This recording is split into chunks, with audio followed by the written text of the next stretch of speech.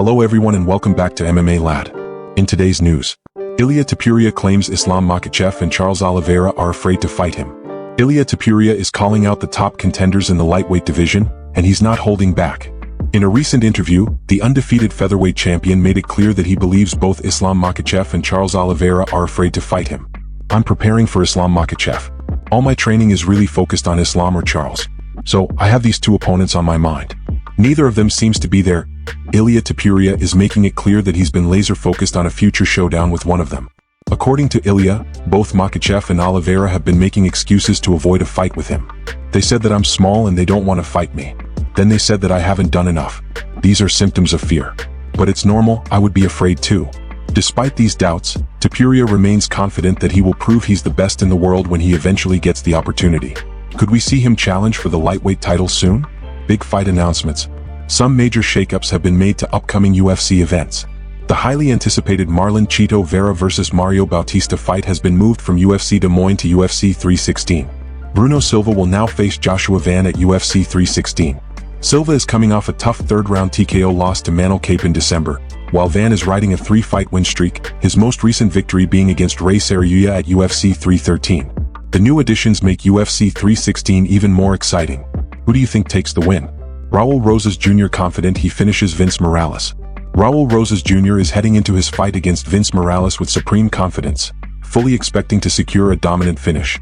The 20-year-old rising star, boasting a 10-1 record, acknowledges Morales' experience but remains unfazed, believing his skill set will be too much for his opponent to handle. I'm excited. I'm ready to showcase my new skill set. It feels great, I'm just excited, looking forward to the moment. Obviously, I learned a lot from every single camp, I just keep getting better and better and improving, so I'm just a better fighter every time I step back into the cage. He's a tough opponent, he brings experience, he brings toughness, but everybody's tough, I guess, at this level, so I'm just excited to go out there, solve the puzzle, and get the finish. It's gonna be crazy, but at the end of the day, I'm just locked into my fight, and I'm excited for myself to go out there and perform.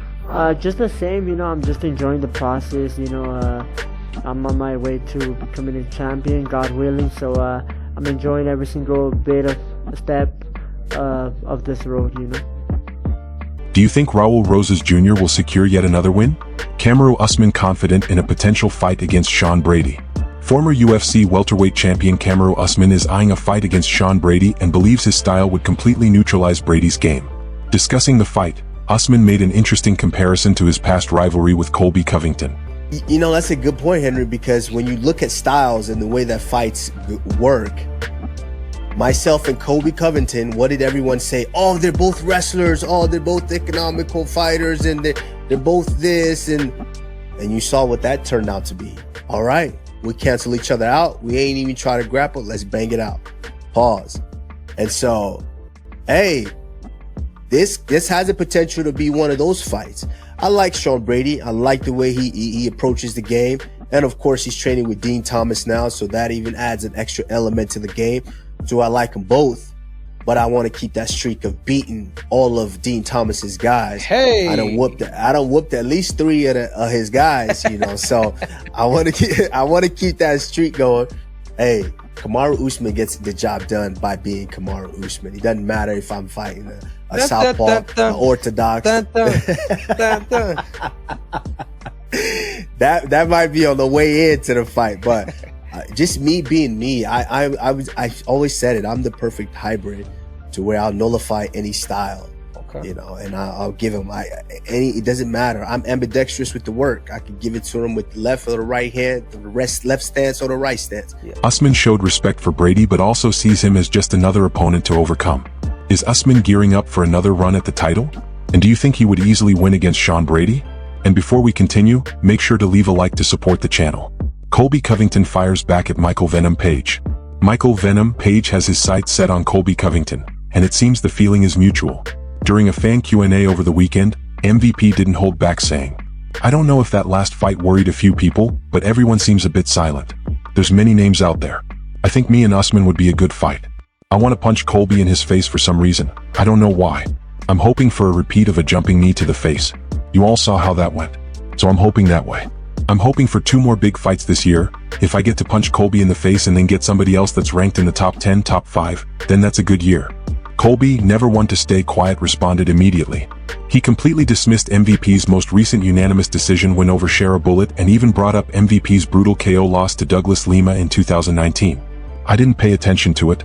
I don't pay attention to anything he does. He's another irrelevant bum. He was knocked out unconscious in the B-Leagues.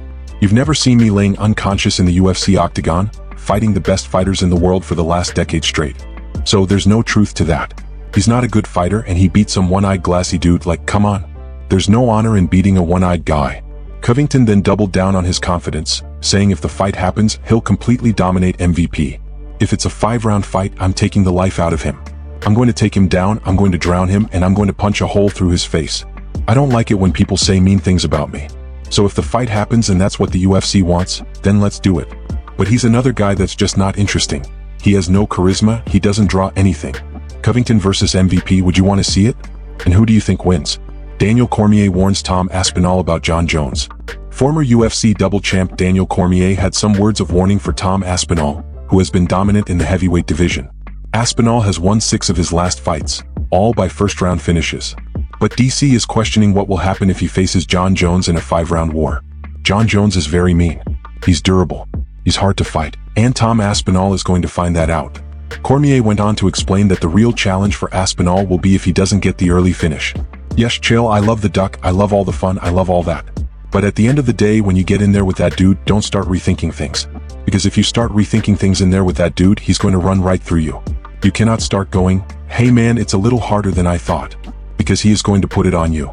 Aspinall has looked nearly unstoppable so far, but would Jon Jones be his toughest test yet? Let us know what you think down in the comment section. Sean Strickland's girlfriend worried he might wake up with CTE and shoot her. Sean Strickland has never been one to shy away from controversy, but this time, it's not his trash talk or wild antics in the gym making headlines but rather a shocking revelation from his own girlfriend. Strickland recently posted a story on Instagram detailing a conversation with his girlfriend, and let's just say, it escalated quickly. According to Strickland, his girlfriend told him she was worried that one day he might wake up with CTE, chronic traumatic encephalopathy, and shoot her. Concerned that one day I might wake up with CTE and shoot her. Is shooting now? It's valid. It's not valid. It's valid. It's not valid. Yes, it is. It's valid.